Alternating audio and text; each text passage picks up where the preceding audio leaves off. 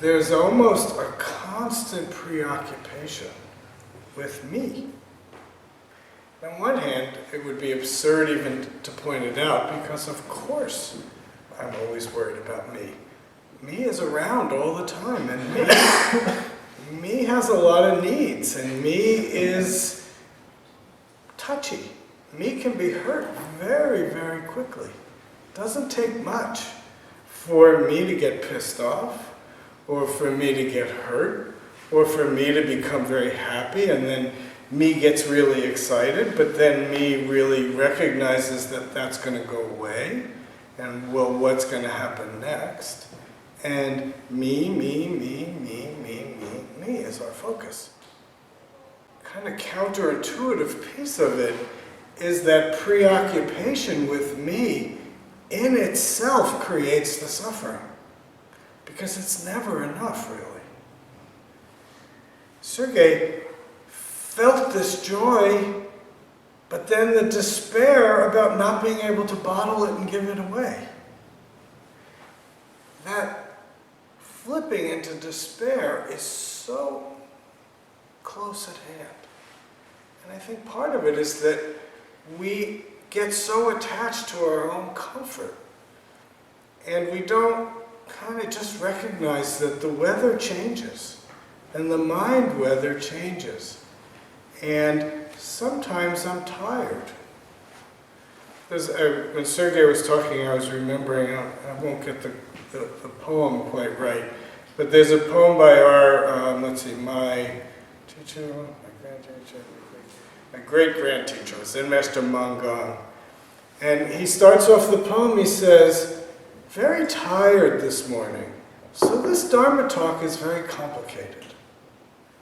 If you're tired, there's going to be a result from that tiredness. It's just the way it is.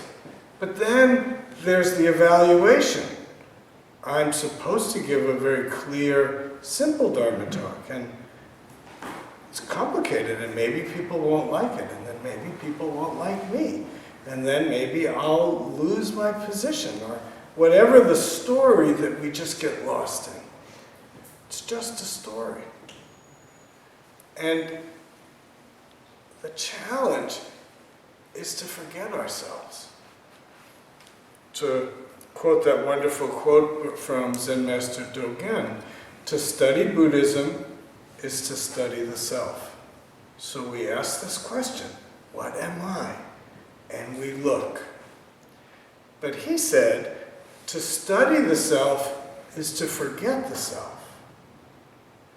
To forget the self is to be enlightened by all things.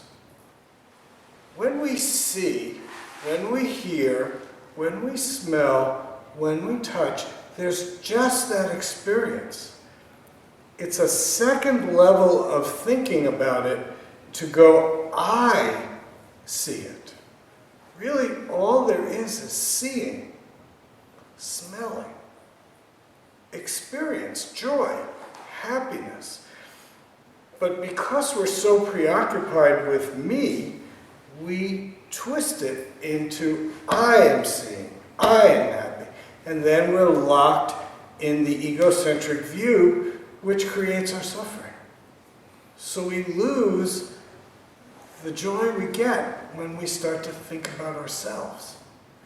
So in many ways, I think practice is about forgetting me and just do it. So Zen Master Bon Soeng would say, when you're doing something, do it. Not watching or seeing I am doing it and judging how am I doing, just do it.